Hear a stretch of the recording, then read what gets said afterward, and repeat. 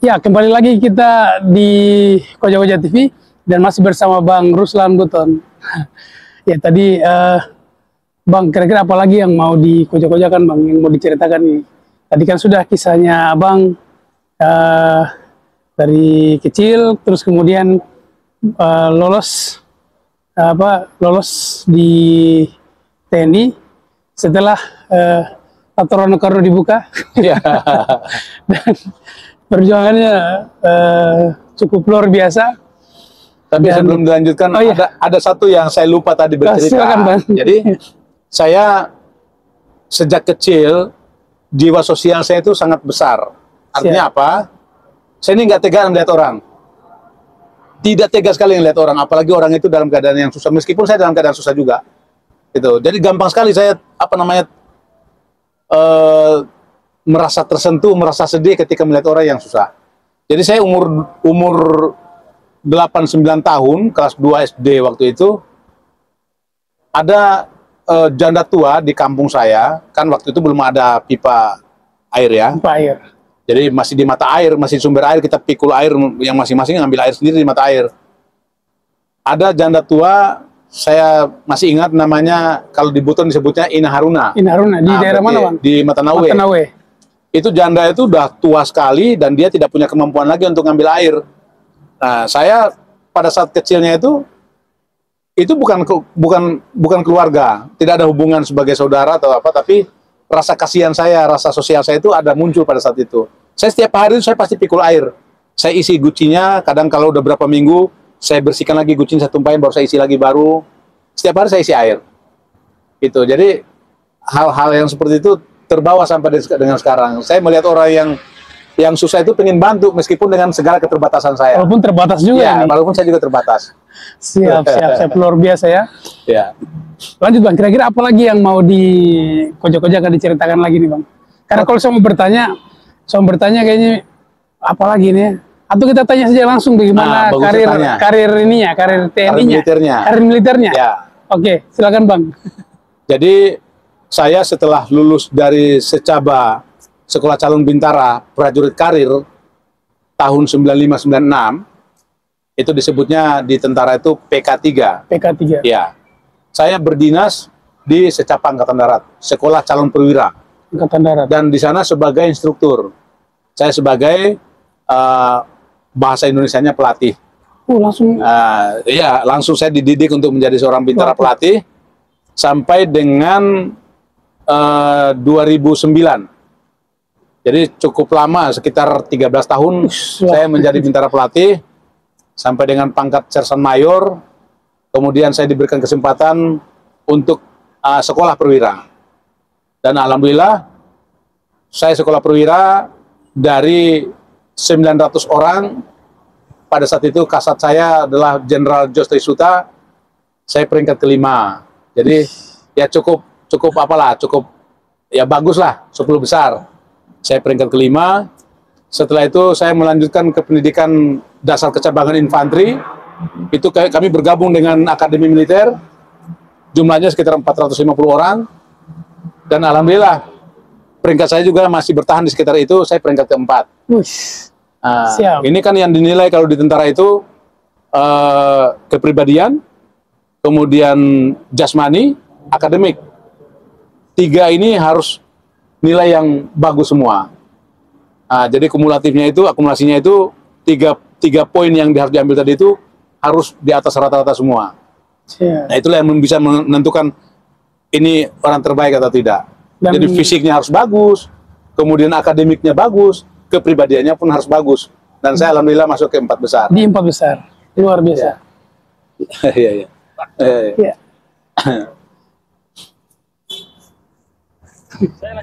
Iya. Jadi seperti itu. Tapi udah menyala lampunya? Lampunya mic warna biru? Oke. Nanti tinggal dipotong-potong ya. Tadi itu siapa ya? Teman anak di kantin. Oh, anak di kantin. Saya kira tadi ada fansnya.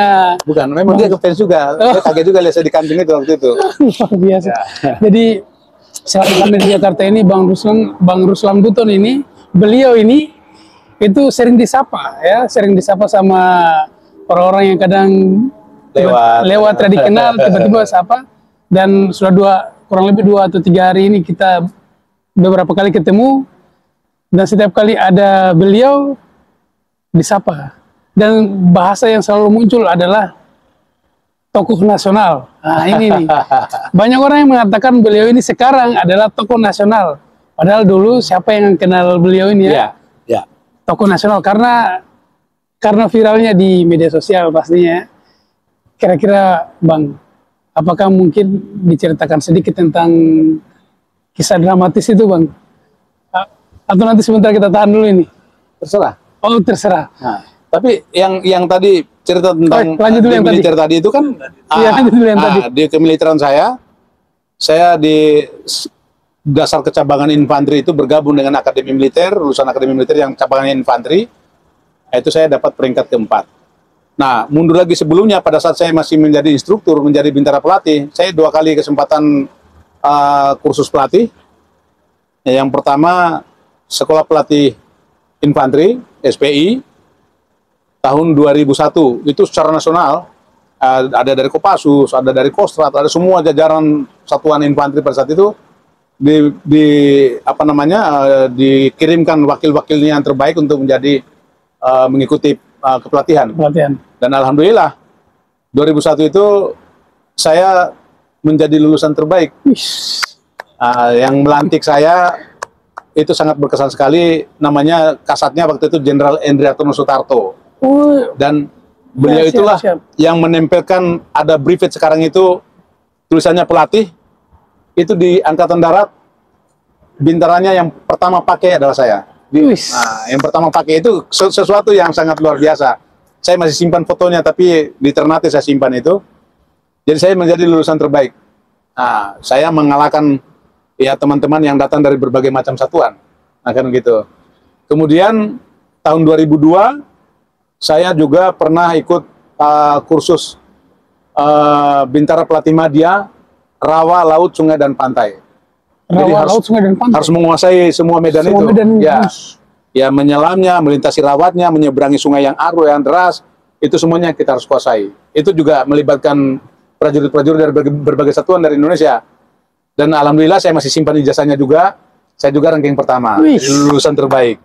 Luar biasa. Jadi itu salah satu prestasi. Tapi ya tidak ada artinya prestasi, itu hanya cerita.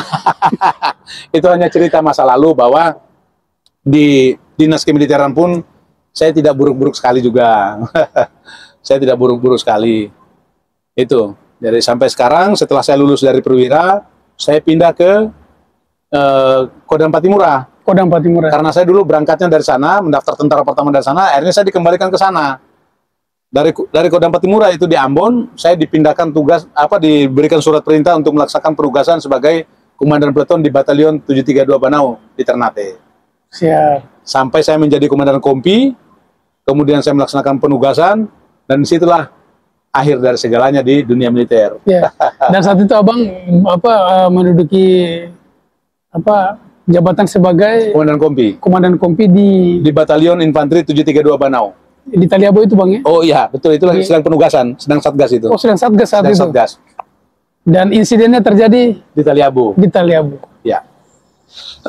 Saya yakin kalau cerita ini kan sudah banyak viral. Ya. Tapi kita mau dengar lagi di sini. Kira-kira saat itu Bang, apa yang membuat Abang akhirnya membuat keputusan seberani ini Bang? Artinya Abang akhirnya membuat keputusan berani, tidak melihat lagi hal lain, atau hanya fokus saja di hal-hal yang menurut Abang berasal dari hati nurani? Ya. Mungkin di sesi kali ini Abang juga bisa cerita. Ya. Abang Ruslan Buton juga bisa ceritakan tentang ini di Koja-Koja TV Bang. Oke. Berarti ini mengarah kepada surat terbuka ya? Atau yang kejadian di yang Taliabo? Kejadian itu Bang. Taliabo. Kenapa harus melakukan itu? Kenapa harus melakukan? Oke.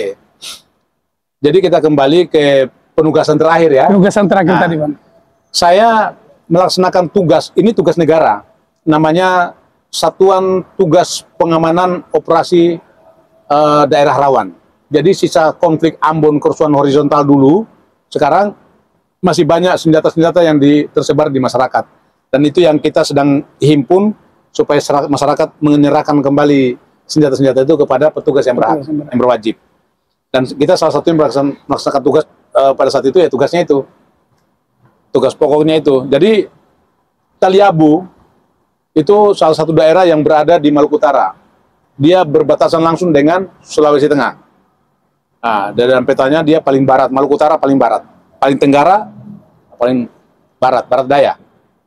Nah, di Taliabu itu hampir secara umum penduduknya adalah warga Sulawesi Tenggara, khususnya dari Buton, Bakatobi.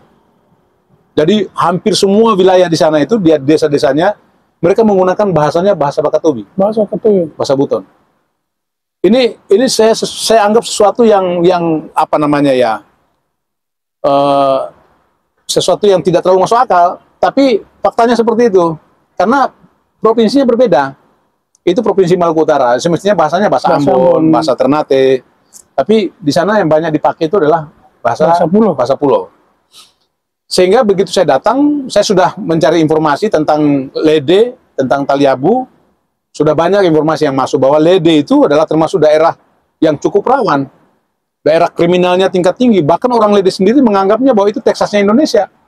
Itu orang Lede menganggap bahwa Taliabu Lede itu adalah Teksasnya Indonesia. Artinya segala bentuk macam kejahatan ada di sana.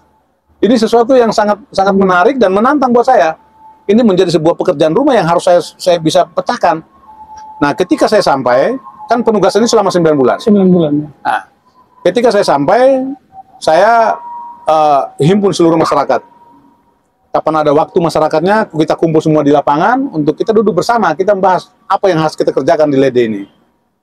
Yang pertama saya kumpulkan masyarakat itu, waktu itu hari Jumat, saya sampaikan bahwa yang saya dengar Lede ini mendapat predikat yang tidak baik oleh seluruh di mata masyarakat yang pernah tahu sini. Apakah warga masyarakat bangga dengan predikat yang buruk itu atau merasa risih? Nah, kalau masyarakat merasa itu bangga, maka saya datang di Lede ini hanya mau datang tidur. 9 bulan waktu selesai saya pulang lagi. Tetapi kalau masyarakat merasa risih dengan predikat kriminal ataupun hal yang buruk ini, saya siap 1 kali 24 jam untuk kita sama-sama memecahkan persoalan ini.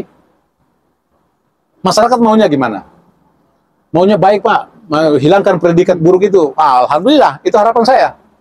Jadi saya tanya, yang tidak sepakat dengan apa yang saya sampaikan, silakan memisahkan diri. Tidak ada yang memisahkan diri. Berarti semua setuju. Nah, entah mereka ragu-ragu, entah apa, tapi yang jelas semuanya setuju. Oke, kalau semua setuju, dengarkan perintah saya. Ini saya sudah bicara, ini perintah jadinya. Karena saya sedang melaksanakan tugas negara. Saya tidak mau melihat di Lede ini ada minuman keras. Karena itu sumber kriminal yang tertinggi dari minuman keras. Yang kedua, saya tidak mau di Lede ini ada illegal logging, penebangan liar. Dan itu akan merusak masa depan anak cucu kita, generasi kita. Yang ketiga, saya tidak mau melihat di Lede ini ada illegal fishing, yang bom ikan, yang meracun ikan, dan lain sebagainya. Itu akan merusak anak cucu kita nantinya. Dan ini harus dilakukan.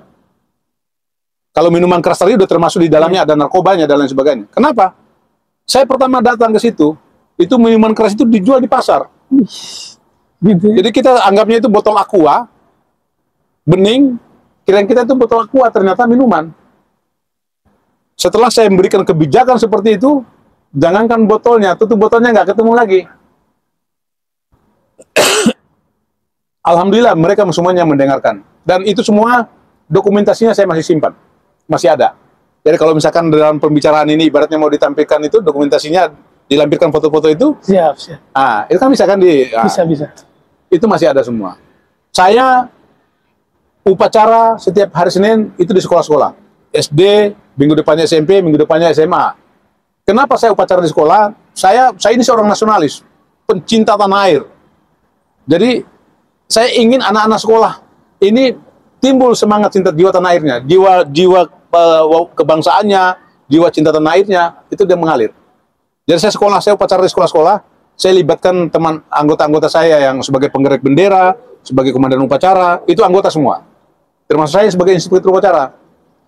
Setelah selesai upacara, saya himpun lagi anak-anak sekolah, Guru-gurunya semua duduk di belakang saya kasih sambutan, saya kasih ceramah wawasan kebangsaan. Bagaimana kita mengingat kembali sejarah perjuangan bangsa dan lain sebagainya. Setelah itu, saya kasih kuis.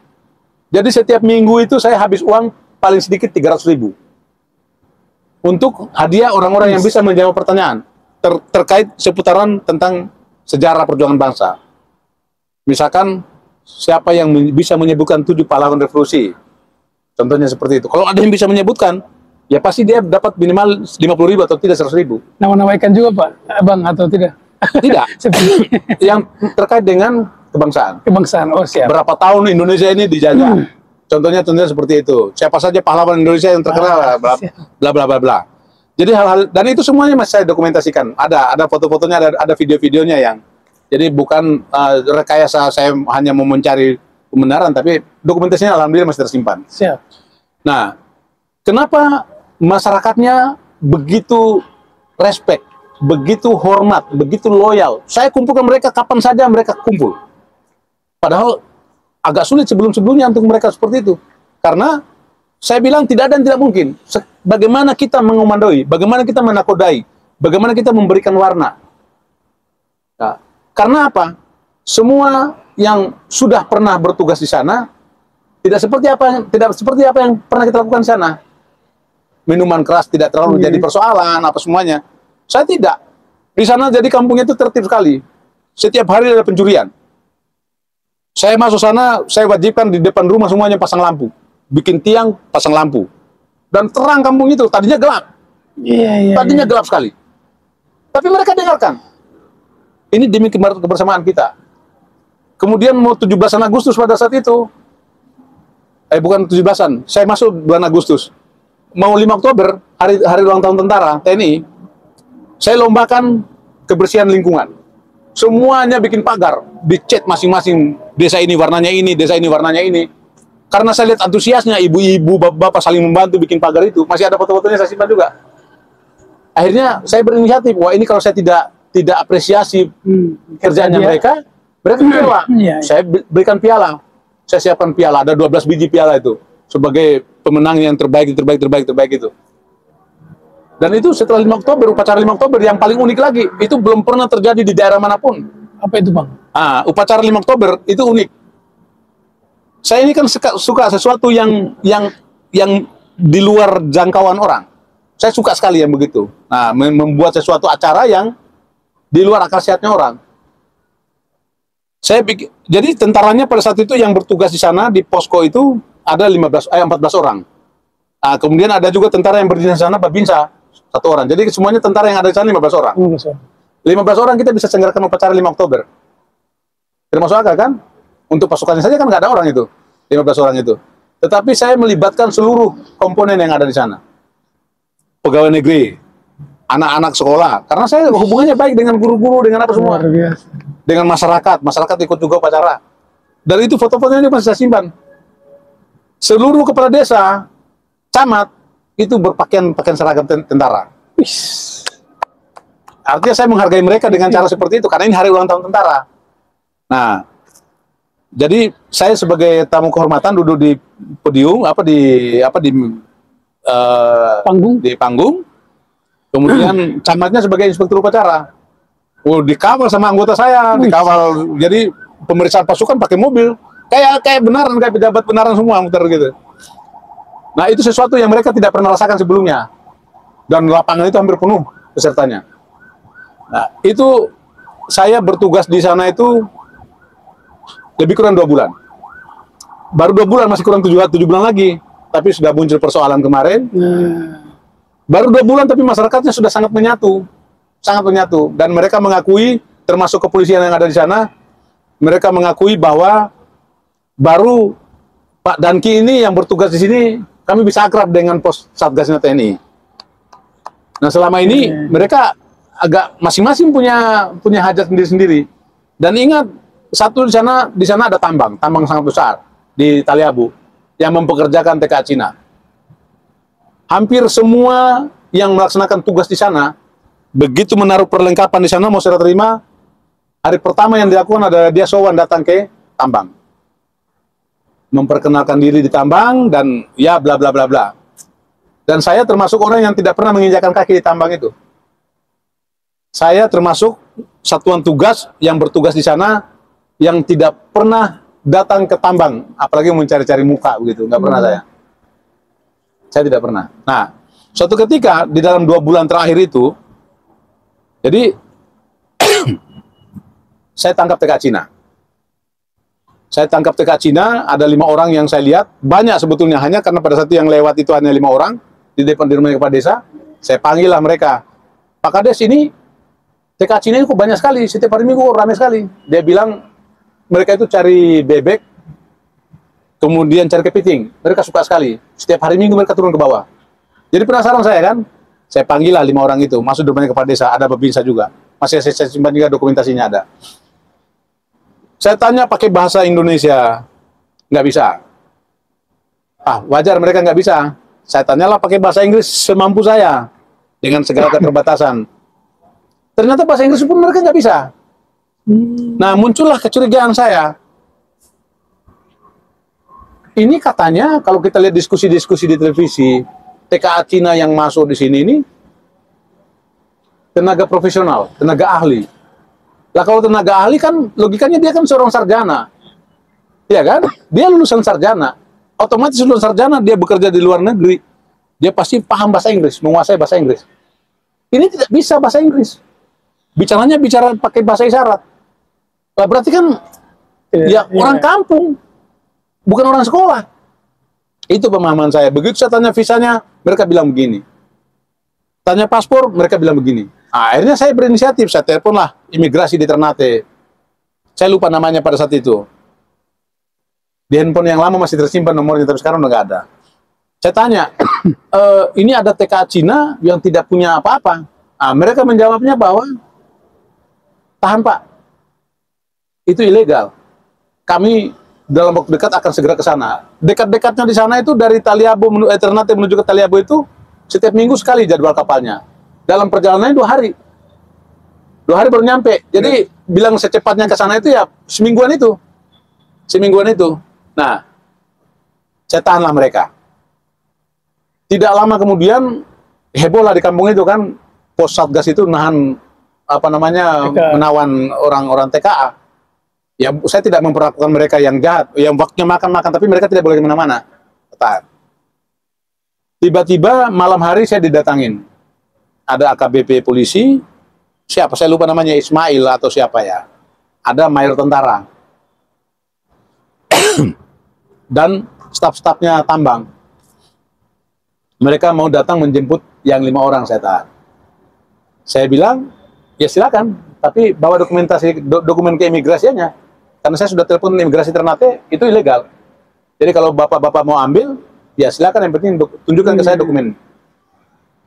Wah, ini kita dokumennya sedang dirapikan atau apa semuanya. Intinya berbagai macam alasan. Sehingga si mayor ini memanggil saya di pojokan situ.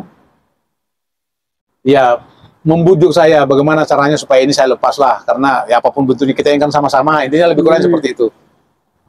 Saya dengan jawaban yang sama bahwa ini bisa keluar kalau dokumen keimigrasinya ditunjukkan kepada saya. Sehingga Bapak itu ngeluarin tadi itu apa pelicinya supaya saya lepaskan mereka. Ya kalau saya pikir-pikir itu lumayan. Saya tidak tahu nominalnya berapa, tapi lumayan lah. Saya bilang begini, kalau misalkan abang mau ngasih saya bukan kaitannya dengan mereka-mereka ini, mungkin saya terima. Tapi kalau ada kaitannya untuk melepaskan mereka, saya mohon maaf, saya nggak bisa. Karena saya ini tertanam semangat ataupun jiwa nasionalisme yang cinta tanah air. Karena saya anggap TKA Cina ini bagi saya itu ancaman. Tadi mereka bilang bahwa itu tenaga ahli, tapi ternyata tidak bisa berbahasa Inggris, Indonesia tidak bisa berbahasa Inggris. Berarti kan tenaga abal-abal, tapi mereka menyusup masuk ke negeri ini. Karena yang saya tahu, yang saya paham, di negeri Tiongkok itu, negara Tiongkok itu, laki-laki itu wajib militer. Jadi semua laki-laki yang usianya di atas 23 tahun itu dia pasti tentara. Intinya seperti itu. Sehingga saya sebagai seorang prajurit, nalurinya muncul bahwa ini sesuatu yang sangat tidak wajar. Sangat banyak mereka di sana. Nah itulah yang membuat mereka mungkin sakit hati, mereka kembali lagi. Sampai di sana, entah mereka calling atau telepon dengan imigrasi Ternate, saya tidak tahu. Besoknya datang lagi. Datang lagi, imigrasi jadi menelpon saya. Aduh, Pak Ruslan, saya mohon maaf, kemarin waktu ditelepon itu ternyata terselip ini sedang diperpanjang ini. Tanda kutip, saya nggak tahu ada apa di balik itu. Akhirnya saya tidak bisa berbicara, karena tidak ada kekuatan hukum. Saya kekuatan hukumnya kan imigrasi tadi. Nah, ternyata imigrasi menyampaikan, akhirnya saya lepas. Itu kepala desa yang menyaksikan pada saat saya mau diiming-imingi itu, dia geleng-geleng kepala. Pak kepala desanya, Pak Aliadin, masih mungkin mudah-mudahan beliau dengar. Kok ada tentara tidak mau uang gitu. Termasuk ada di orang Donggala. Dia sekarang menjadi tim relawan juga. Itu dia sebagai kesaksiannya dia menyampaikan bahwa saya menyaksikan sendiri Pak Ruslan itu dikasih uang nggak mau. Ada di bawah-bawah sekarang beliaunya. Jadi itu sesuatu yang ya saya bukan mau mencari-cari perhatian atau mencari panggung pada saat itu. Itu secara alamiah semuanya. Secara alamiah. Bukan saya orientasinya nanti ke sini mau nggak ada seperti itu. Itulah karakter saya. Saya kalau harus miskin dengan harus menyuarakan kebenaran, tetap saya berpegangnya ke kebenaran. Nah, tidak bisa saya diiming-imingi dengan apapun, tidak bisa. Itu idealisme saya. Memang banyak orang bilang jelek juga, tapi ya saya nikmati. Sehingga itu saya lepas. Nah, saya lepas. Tidak lama kemudian terjadilah insiden. Jadi insiden ini polisi menangkap pelaku pencurian ini.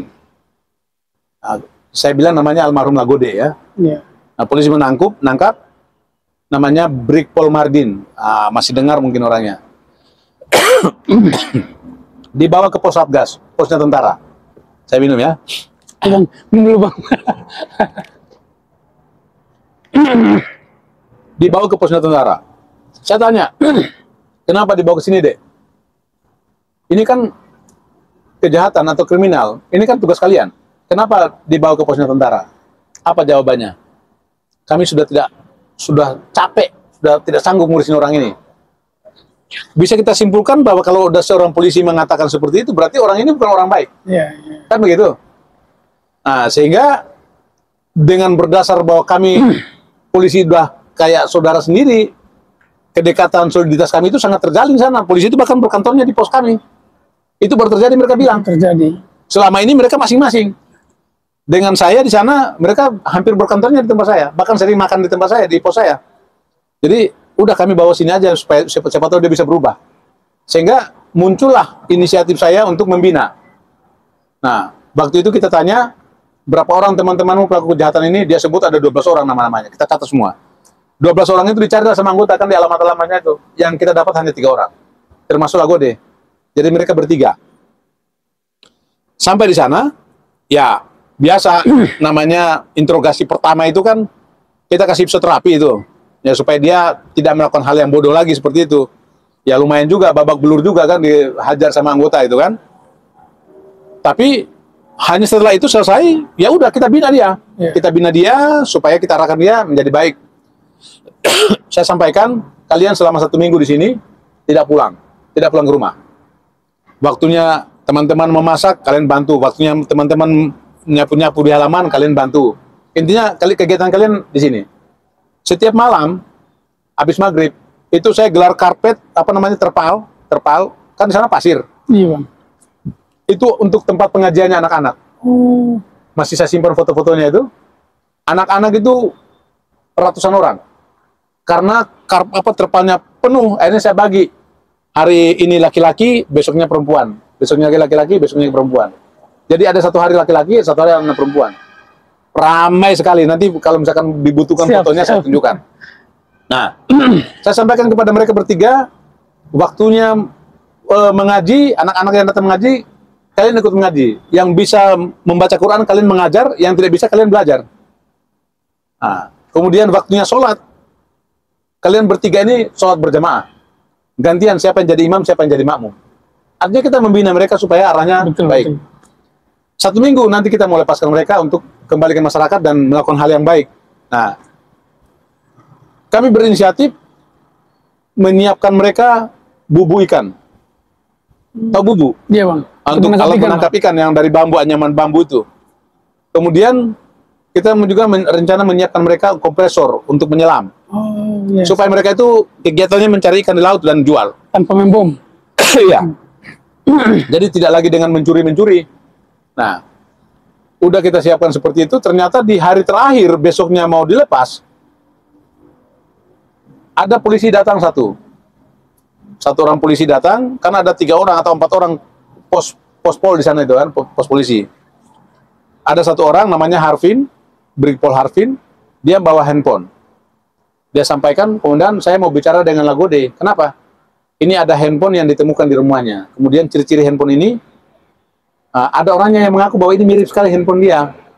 Jadi saya mau pengen tanya dia, ini benar nggak punyanya orang yang dimaksud itu? Oh silakan bicara. Nah, bicaralah mereka 4 mata. Ternyata Lagode tidak mengaku. Almarhum Lagode tidak mengaku, dan Brigpol Harvin ini dia keluar lagi melaporkan kepada saya bahwa dia tidak mengaku, komandan. Akhirnya dia pulang. Mungkin pada saat dia pulang itu almarhum ini sudah menjadi beban. Saya sudah berbohong tadi, kalau ketahuan saya pasti dihajar lagi nih. Kan begitu mungkin pikiran dia, sehingga subuh-subuhnya dia kabur dia. Yang 2-nya ya masih di situ, dan sampai sekarang yang 2 itu udah kayak adik sendiri. Komunikasi sangat baik, karena memang kita rangkul. Namanya Lapili dengan Lajumadi. Lapili dengan Lajumadi. Sekarang sering kita inbox-inboxan di FB, apa kabar bang, apa semuanya, masih komunikasi sangat baik. Nah, Lagodenya kabur. Mungkin dia beban itu, dia membohongi polisi tadi. Nah, yang saya bayangkan pada saat itu senjata apa semua itu mereka udah pintar bongkar pasang, pintar bersihkan senjata. Artinya kita merangkul mereka, kita bina mereka, udah kayak keluarga, udah kayak pakaian tentara mereka pakai, udah kayak ada anak-anak di rumah gitu kan. Ternyata dia kabur, 3 malam berturut-turut dia meneror warga. Yeah. Kenapa kita tahu dia meneror warga? Karena warganya hampir setiap pagi itu dia datang laporan di pos, tadi malam kami didatangin. Nah, didatangin pakai ninja. Nah, besoknya lagi datang lagi 1 orang, kami tadi malam didatangin. Orang-orangnya masih ada itu. Masih ada orangnya. Nah, di hari ketiga hampir tertangkap. Di hari ketiga itu hampir tertangkap, dan disitulah dia kabur cukup lama. 1 mingguan. Itu udah nggak ada lagi teror di situ. 1 minggu berikutnya, saya ditelepon oleh polisi lagi, bahwa komandan, ini saya temukan informasi Lagode ada di Kampung Kramat, di Desa Kramat. Dia lagi nunggu kapal feri mau menyeberang ke Lubuk, ke Banggai. Saya bilang, bisa diamankan? Bisa, komandan, tapi kami kekuatan personil sangat terbatas, kami mohon bantuan. Jadi saya perintahkan lagi anggota saya untuk membantu membackup polisi tadi, untuk menjemput, karena harus naik katinting itu, naik perahu motor itu, sekitar 1,5 jam perjalanan, baru bisa tembus ke sana. Ya, ada yang ngisi bensinnya, apa semua menuju ke Kramat. Sampai sana ditangkaplah orang itu. Kemudian bawa lagi pulang ke LED. Beritanya sudah ramai di kampung, karena orang udah gemas semua ini. Kelakuan ini kan sudah sangat, orang itu udah, pokoknya Pak kalau bisa lepaskan kami aja, biar dihakimi warga aja, masyarakat aja. Saya bilang jangan, kalian nonton saja, kalian saksikan saja, supaya dia tobat saja gitu. Pemikiran saya seperti itu. Kalau niat saya mungkin dia akan menghembuskan nafasnya terakhir, tidak mungkin saya pertontonkan di depan orang. Jadi begitu diantar dari ini, tiba di Lede itu jam 1 malam. Sudah tengah malam. Masyarakat masih nunggu, rame di depan pos itu. Rame sekali. Begitu datang, saya orang pertama yang memberikan teguran keras buat dia. Sampai bergantian anggota itu, semua ada 10 orang, ya diinterogasi 1,5 jam melakukan itu. Masyarakat itu ada yang bilang, Pak lepaskan aja, potong aja kakinya Pak, potong tangannya supaya dia tidak melakukan hal itu lagi, atau lepaskan aja biar sama kami aja Pak. Saya bilang jangan, kalian lihat aja. 1,5 jam setelah kejadian, saya sampaikan kepada masyarakat, udah cukup, kalian sudah melihat, jangan sampai kejadian ini ada yang meniru, tidak ada gunanya. Buatlah kampung ini menjadi aman, tentram, supaya tidak ada lagi pencurian, tidak ada lagi apa. Pulang masyarakat semuanya. Nah, si Lagode ini ditaruh di belakang pos. Nah, ditaruh di belakang pos, anggota kan ada yang jaga itu. Nah, masyarakat pulang, saya istirahat, jam 2:30 itu. Jam 5, saya diketuk pintu oleh anggota yang jaga, bahwa Nagode ini badannya sudah kaku. Saya kaget. Begitu dilihat, memang sudah tidak ada nyawa. Sudah putus. Ya, saya menyesal, sangat menyesal. Maksudnya kenapa pemikiran saya tidak sampai dia harus menghembuskan nafas. Hanya dia cukup merasakan bahwa melakukan hal yang seperti itu, inilah resikonya gitu kan. Yang harus kamu terima, kamu harus mendapatkan apa namanya hal-hal yang seperti ini. Ternyata Yang Maha Kuasa punya rencana lain. Dia meninggal. Ramailah berita itu. Masyarakat ya senang. Bahkan masyarakat itu kibarkan bendera malah. Nah, dibawalah ke puskesmas untuk divisum dan lain sebagainya. Sampai kita melaksanakan pemakaman, itu anggota yang pikul jenazahnya. Jadi yang menghadiri proses pemakamannya pun hampir tidak ada masyarakat, kecuali tetangganya dengan keluarganya. Karena orang udah muak sekali gitu, enggak. Anggota yang pikul itu. Masih ada juga video-videonya, foto-fotonya saya simpan. Nah, hari pertama kita yasinan di rumahnya, saya belikan aqua, belikan apa semua kesiapan-kesiapan untuk yasinan. Hari kedua masih seperti itu, kan sampai 3 hari kita pasti yasin. Hari ketiganya saya dapat telepon dari seseorang yang mengaku wartawan TV. Dia mengatakan bahwa saya keluarganya almarhum dan persoalan ini kami dari keluarga tidak setuju untuk diselesaikan secara keluarga. Jadi harus diselesaikan secara hukum. Sehingga saya pun harus pasang badan. Persoalan ini kan sudah, ya silakan selesaikan secara hukum. Jadi proses berjalan. Beritanya jadi rame, ya saya seolah-olah menghilangkan nyawanya orang. Yeah. Dan itu beritanya yang muncul kan dia petani cengkeh, petani singkong. Sampai seperti begitu. Padahal dia tidak ada yang bisa membuktikan orang Taliabo, orang Lede pun yang membuktikan ada satu lahan atau satu jengkal tanah yang atas namanya almarhum nggak ada. Dia orang tidak tahu berkebun dan tidak tahu apa, yang tahunya dia hanya melakukan hal yang seperti itu, kejahatan. Nah, setelah kejadian tanggal 24 Oktober, saya dimarah-marah sama komandan batalion dan Satgas. Kamu perwira yang intinya bahasanya tidak baik. Ya saya siap, saya salah. Akhirnya beliau kan posnya beliau di Taliabo di Halmahera. Beliau datang dengan menggunakan kapal tanggal 9 November. Tanggal 10-nya kan dari 24 Oktober ke tanggal 10 November itu kan ada 2 mingguan ya. 2 mingguan. Tanggal 10 November saya sudah merencanakan upacara 10 November dan diikuti oleh seluruh warga masyarakat menggunakan pakaian atau atribut ala pejuang tempo dulu, karena Hari Pahlawan.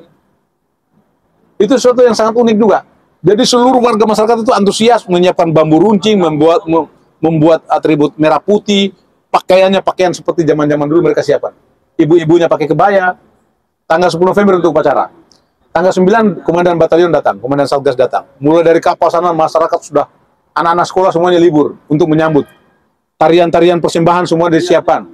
Kalungan bunga disiapkan. Saya dimaki-maki sebelumnya sama dan Satgas. Begitu sampai di pelabuhan, menurunkan kaki, melihat manusia sangat banyak, disambut tarian, disambut orang banyak, tepuk tangan, nyanyian, apa semuanya. Baru dia mulai tersenyum. Baru kepala desanya ngomong bahwa jangan salahkan Pak Danki, karena memang sudah itu yang diharapkan oleh masyarakat. Beliau peluk saya, tadinya beliau begitu marah karena saya melakukan hal yang konyol seperti itu. Akhirnya beliau memeluk saya karena ternyata disambut.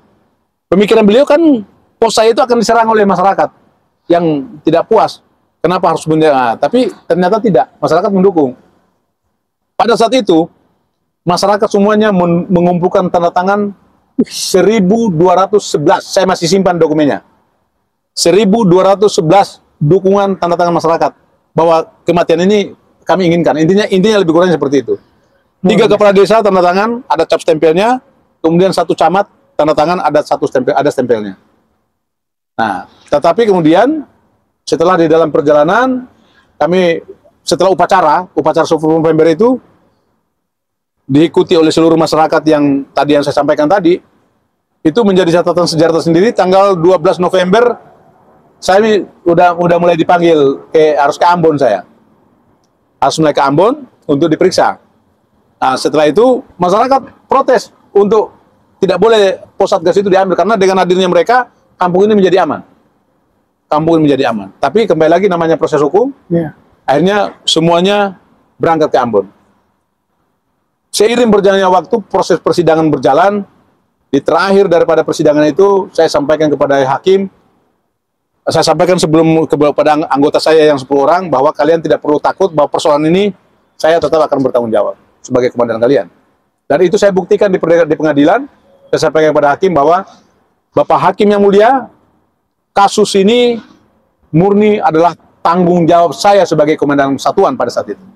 Jadi kalau ada hukuman yang terberat, mohon yang mulia memberikan hukuman itu hanya kepada saya. Untuk anggota saya dihukum seringan-ringannya. Akhirnya jatuhlah rata-rata anggota 10 orang itu 10 bulan hukuman penjara, dan sekarang mereka berdinas kembali. Kemudian 3 kepolisian, yang tadi terlibat juga ada yang sampai melakukan tindakan-tindakan yang tidak pantas, itu juga dipindah tugaskan, dan sekarang mereka kembali lagi tugas di situ. Dan saya yang terberatnya dihukum 1 tahun 10 bulan, plus diberhentikan. Jadi itu jalan ceritanya. Sehingga disitulah saya keluar dari kedinasan. Dan rasanya itu kan Bang?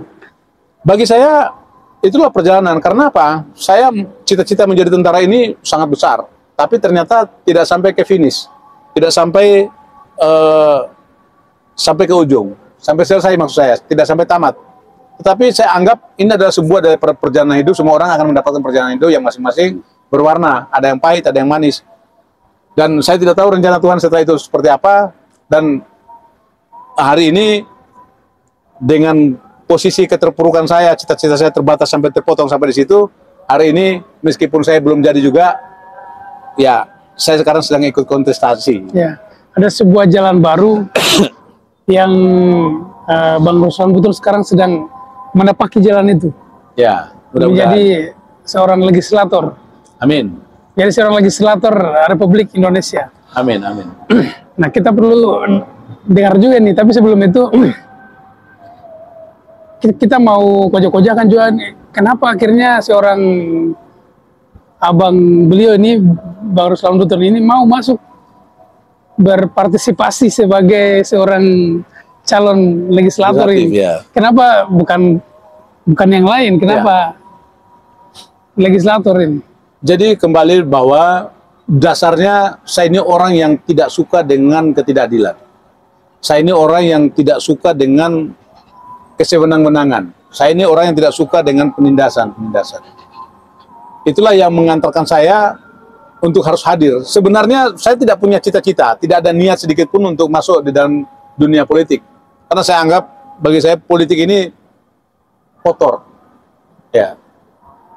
Tetapi kembali saya berpikir, dan beberapa masukan dari tokoh-tokoh senior yang mengatakan bahwa kalau kamu tidak masuk di dalam, tidak masuk dalam sistem, maka akan semakin leluasa para penjahat-penjahat itu untuk melakukan apa yang mereka inginkan. Mau bikin undang-undang apa saja, mereka atas nama rakyat, tapi sebelumnya menindas rakyatnya, mereka akan ketuk palu. Nah, harus ada orang-orang yang punya jiwa lurus untuk bisa memperjuangkan apa yang harus dia lakukan. Di situ baru saya terpanggil, oh iya juga, benar juga, saya harus ada di dalam. Meskipun saya pastikan bahwa nanti kalau saya di dalam, musuh saya pasti akan banyak. Kenapa musuh? Abang berkata musuh itu, musuhnya abang akan tahu banyak kan? Lah kita tahu sekarang, negeri kita sekarang kan sedang seperti ini, sedang tidak baik-baik dalam segi apapun.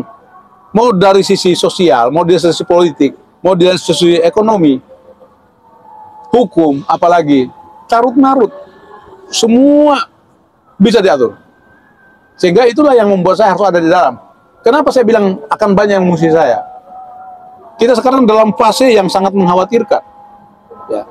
Kebenaran-kebenaran yang kita suarakan itu akan dianggap kejahatan oleh musuh-musuh negara, musuh-musuh kita, musuh-musuh rakyat. Tapi dibungkus kamuflasenya, dibungkus dengan seolah-olah mereka itu demi rakyat. Itulah yang membuat saya terpanggil untuk harus hadir di dalam. Dan sekarang masuk berkontestasi. Pertanyaannya yang muncul kemudian adalah berapa modal yang disiapkan oleh Bang Ruslan Butur? Kira-kira berapa miliar ini Bang? Karena kan orang beranggapan nih kalau mau calon anggota DPR RI ini harus berapa M ini uangnya ini, atau mungkin ratusan M atau kan? Terima mungkin kasih. Bang, kira-kira Bang bisa kita kocok-kocakan di sini. Ya, terima kasih. Ini sesuatu pertanyaan yang sangat menarik. Saya secara pribadi bisa bertahan hidup di Jakarta ini juga sesuatu yang tidak saya bayangkan. Saya sangat yakin bahwa ini semua ada keterlibatan Yang Maha Kuasa. Saya tidak punya penghasilan tetap. Saya juga tidak pernah mengemis-ngemis sama orang. Tetapi untuk saya menjadi lapar juga tidak. Untuk saya menjadi kaya raya juga tidak. Artinya sesuatu yang saya tidak bisa bayangkan, saya bisa bertahan hidup. Nah, kembali ke acara tadi itu yang ditanyakan, berapa nominal yang saya siapkan? Karena semua kita tahu, di zaman sekarang, kalau tidak punya uang, tidak bisa berbuat apa-apa. Apalagi mau nyalon. Jangankan nyalon legislatif, nyalon kepala desa saja, kalau tidak punya bunyi uang yang ratus atau miliar, tidak akan berani orang. Itu persoalan. Tapi, hari ini, saya harus berani menunjukkan kepada dunia, kepada masyarakat Indonesia, bahwa kita harus mulai merubah mindset, cara berpikir kita untuk meninggalkan cara-cara kotor dengan menggunakan politik uang. Karena itulah akan menghasilkan pemimpin, akan menghasilkan wakil-wakil rakyat yang juga akan berpikiran kotor ketika dia harus menggunakan uang. Karena orientasi orang menghabiskan uang, itu orientasinya bagaimana setelah dia duduk nanti modalnya kembali. Dan orang-orang yang punya kebiasaan untuk melakukan membayar atau membeli suara, itu dia akan melakukan hal yang kotor. Dia tidak akan berpikir hal-hal yang bagaimana, tidak, tapi yang dia pikirkan bagaimana modalnya tadi kembali. Jadi banyak proyek yang dia incar, banyak hal-hal yang dia incar. Nah, kembali ke saya satu-satunya mungkin calon legislatif yang tidak punya kesiapan finansial. Saya satu-satunya. Saya berani mengatakan seperti itu karena memang yang saya rasakan seperti itu. Tidak mungkin saya sekarang punya kesiapan finansial, terus saya mengaku tidak punya. Secara kita orang yang beragama akan paham itu, mengaku tidak punya apa-apa, pasti akan dicabut rezekinya saya yang Maha Kuasa. Kan begitu. Saya salah satunya orang yang tidak punya kesiapan secara finansial. Hanya modal tekad, modal keyakinan bahwa dukungan masyarakat itulah yang menjadi kekuatan saya, itu menjadi modal saya. Dan dapil yang dipilih adalah Sulawesi Tenggara. Dapil Sulawesi Tenggara. Dapil yang dipilih adalah Dapil Sulawesi Tenggara. Sesuatu hal yang sangat unik, tim-tim relawan militan yang sekarang sedang mereka jalankan di sana, sedang mereka konsolidasi di sana, yang membuat saya begitu terharu, bangga, hormat, itu adalah mereka melakukan segala sesuatunya dengan modal sendiri. Mereka bikin kaos sendiri, mereka minta file baliho, mau bikin balihonya sendiri. Mereka kemana-mana pergi dengan saya, mereka ngongkos sendiri, mereka beli rokok sendiri. Ini sesuatu yang tidak masuk akal. Sesuatu yang tidak saya bayangkan. Dan saya tidak akan pernah menyia-nyiakan mereka, apalagi berniat untuk mengkhianati masyarakat saya. Apalagi yang sekarang sedang berjuang untuk mendudukan saya, tidak akan pernah sedikit pun terlintas untuk mengkhianati mereka. Memang ya, semangat juangnya Bang Ruslan betul ini Bang. Jadi satu hal Luar biasa. Kalaupun saya nanti duduk atas izin Allah Subhanahu wa Ta'ala, saya duduk di Senayan menjadi wakil rakyat, berarti itu adalah kemenangan rakyat Sulawesi Tenggara, bukan kemenangan Ruslan Buton. Dan konsekuensinya, ya, Ruslan Buton ketika menjadi wakil rakyat harus siap mati untuk kepentingan rakyat, apalagi untuk daerahnya, apalagi untuk negaranya. Bos. Luar biasa. Ya. Dan ini Bang Kiai kita akan akhiri karena kayak Abang punya agenda lain setelah ini. Jadi langsung saja kita ke sesi closing statement Bang. Kira-kira di apa? Tapi sebelumnya saya mau ingin menyampaikan bahwa hari ini saya sangat bahagia sekali bisa koja-koja dengan beliau, ya, khususnya kita orang-orang di Kepulauan Buton ya, yang merindukan koja-koja bersama, yang ingin karena posternya sudah disebar, dan beberapa respon mengatakan kapan koja-kojanya, dan ya kali ini kita tampilkan koja-kojanya, dan alhamdulillah sudah lumayan lama ini kita koja-koja, dan beliau juga punya agenda lain, jadi kita langsung saja ke sesi closing. Kira-kira Bang, di sesi closing ini apa yang Abang ingin sampaikan kepada orang-orang yang sedang menonton, kepada seluruh masyarakat di Sulawesi Tenggara, khususnya di Kepulauan Buton, Bang? Oke, terima kasih. Untuk saudara-saudaraku di Sulawesi Tenggara, kebetulan di kontestasi politik tahun 2024 nanti, saya juga ikut di dalamnya, mewakili Sulawesi Tenggara dari Partai Demokrat. tidak ada harapan, tidak ada cita-cita lain, hanya ingin sebuah perubahan, sebuah perbaikan yang akan berdampak kepada seluruh masyarakat Sulawesi Tenggara, khususnya Indonesia secara umum. Dan satu hal yang perlu menjadi catatan semuanya, bahwa jangan pernah sia-siakan ketika saya terpanggil untuk ikut maju menjadi wakil rakyat. Jangan pernah sia-siakan itu, karena kesempatan itu tidak akan datang dua kali. Jangan pernah melihat siapa yang punya kemampuan finansial yang membeli suara, karena itu akan menghancurkan masa depan anak cucu kita. Saya orang yang tidak punya apa-apa, tidak akan pernah saya memaksakan diri untuk duduk dengan menggunakan segala macam cara. Tidak akan pernah saya mengambil suaranya orang, satu suara sekalipun, saya haramkan. Tetapi jangan coba-coba siapapun nanti dalam kontestasi politik mengambil suara saya, satu suara, itu akan menjadi persoalan besar. Jadi itu kita berharap 2024 ada sebuah perubahan. Saya secara pribadi juga akan memberikan warna yang baru dalam dunia politik di Indonesia, khususnya di Sulawesi Tenggara. Salam nasionalis sejati. Terima kasih Bang, sudah hadir di Koja-Koja TV Bang. Terima kasih. Oke, terima kasih sudah menonton Koja-Koja kita kali ini. Wassalamualaikum warahmatullahi wabarakatuh.